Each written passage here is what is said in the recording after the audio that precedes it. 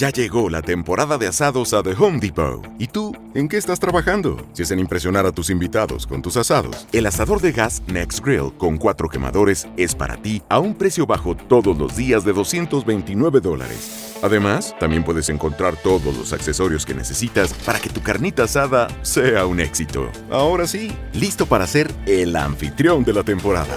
Esta primavera, encuentra una gran variedad de asadores por menos de $300 en The Home Depot. Hey guys, Brad Gilmore here. Want to give a big shout out to our title sponsor, Walker Texas Lawyer. If you or a loved one have been injured in an accident, whether that be a car, truck, motorcycle accident, or some kind of other issue, hit up Walker Texas Lawyer at 713-552-1117 or walkertexaslawyer.com. Oh, Brad, what have you done now? Broadcasting live from Houston, Texas, and around the world. TV host, best-selling author, and radio personality Brad Gilmore brings you a collection of conversations with stars from movies. Matthew McConaughey. Brad Gilmore. Mark Wahlberg. Hey, how are you? The legendary Mr. Christopher Lloyd. Christopher, how we doing? I'm doing good. Great introduction. Jessica Alba and Lizzie Mathis. Ladies, thank you so much for joining me. Thank you. Kevin Costner joins us. Thank you so much. Thank you. Television. Jimmy Fallon joins us this morning. Jimmy, how you doing, my friend? Good morning. Thank you so much, Brad, for having me. I appreciate this, bud. Kelly Ripa. Brad, thank you for having me. Comedy. Jay Leno joins us. Jay, how you doing? Hey, Brad, what's going on? Chris Tucker is in the building. Chris Tucker, good morning to you. Hey, Brad. Good morning to you. How are you? George Lopez joins us right now. George, how are you doing, sir? Good morning. Music. Lola Monroe. Thank you. Thank you for having me. The legendary frontman of AC/DC, Brian Johnson, joins us right now. Brian, how you doing? Good morning, Brad. What lovely to talk to me. Funny lad. Megan Trainor. Thank you so much, Brad. You're awesome. Chloe Bailey joins us. I appreciate the time. Appreciate you. And more. This is The Collection. Now your host, The Boat. Brad Gilmore!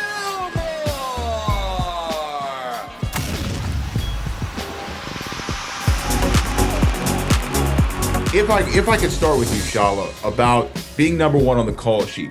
For me, I've talked to actors and television movies over the years, and I'm familiar with the term, but it's a very important term within the industry. Can you explain a little bit about the importance of being number one on the call sheet? Sure. It's the baller. It's the star. It's the person who runs the show in a very public way, but also kind of behind the scenes, making sure things run really well. But, you know, for me as somebody who's not in that field, I think the film translates because number one on the call sheet, you want to be the star in your industry. You want to be the star in your life. I like to say I am number one on the call sheet in my own life. And so this film is about this phenomenal conversation with 17 people who have done it. They are in their purpose. They are stars. For the women, and it's like discovering all these fabulous aunties. And Reginald, why did you feel like this was an important story that needed to be told, and help bring this to life? Well, it was brought to me by Kevin Hart and Jamie Foxx, right? Well, first of all, if Kevin Hart and Jamie Foxx have an idea, you say yes, and then you find out what it is later. But whatever you guys are doing, I want to do, right? But it also was a really great idea because these are what all these people, all these men, all these women have in common is that they're winners, right? And the movie's sort of an exploration of a winner's mentality. What is it? Did you have a plan to succeed? How do you maintain success? How do you even define success? How do you manage work-life balance? These are just real questions that, yes, these people are in show business, which is very exciting and sexy, but the lessons that any viewer will get from this will apply to you in your life as well. And Shola, again, when you look at this here, when you look at the documentary, and you see the messaging that comes across in it, what is something do you hope people look at and are able to implement? I hope they are inspired by these people who went for it. They forged a way, found a way to attain their goal. And I mean, to me, that's living your best life, right? And that doesn't mean you don't have your complaints. That doesn't mean you don't have criticisms, but you see it, you navigate it, you work your way through. And let's be honest, these are all Black women, and their stories are relatable to anybody who's had to fight the good fight and to reach their goals, for sure.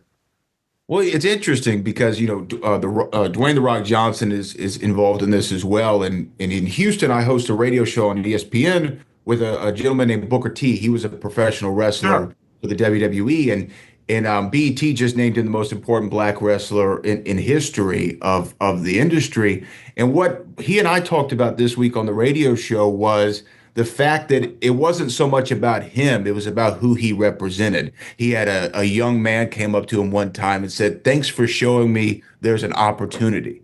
And those are the words that meant so much to him, Reginald. And really, yes, I think that anybody can watch this documentary and take something away from it, male, female, Black, white, indifferent. But speaking specifically to cultural representation is very important.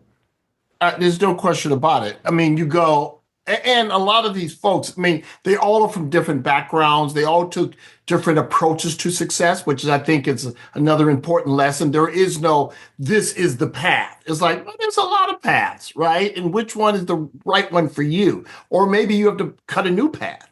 But the point is, when you say, wait a minute, they did it, and that's what I want to do, and someone from my circumstances, someone facing the same obstacles I'm facing, overcame all those obstacles, then it can be done. There's no excuses. Let's roll up our sleeves and get to work. If I could jump in just to add to that, both the films show examples of excellence. They are excellent at their craft. And so it's also an entertainment business and movies, and they love what they do. They're good at what they do. And in the women's film, we show clips of about 200 films. Like, we're not taught. I don't want us to lose sight of the fact that this is a film about films. Right. And that they're so beautiful. And Reggie, as a director of narrative films, I'm sure you have more to say on that. Well, yeah, look, it's a fun business, obviously, right? And look, when you have a movie with, Tiffany Haddish, Jamie Foxx, Kevin Hart, Eddie Murphy. I mean, Halle these are some of Berry, Angela Bassett. Yeah, but I'm just saying, just on a comedy level alone, like when you watch these movies, you're going to have fun watching these movies. But like the surprising thing, I think, again, the lesson for everybody, like we know athletes have to put their grind in, right? And when you hear these people, whether it's Denzel Washington or Morgan Freeman or Kevin Hart, and they talk about the grind of like, I tried it, I failed, I got back up, I tried it again. Oh, wait a minute, I had to humble myself. I had to put the work in. That's the stuff that really hits me here. Yeah, no, absolutely. Well, again, congratulations to you all on telling this story and allowing more people to kind of see the inside of what makes these people tick and having fun watching movies. And you talk about the comedy, I'm sure, from all these people. I watched Harlem Nights the other night, and I hadn't seen it in so long. And I could just imagine to be on set with Red Fox and Richard Pryor and Eddie Murphy in '89. The jokes that must have been flying. It must have been incredible.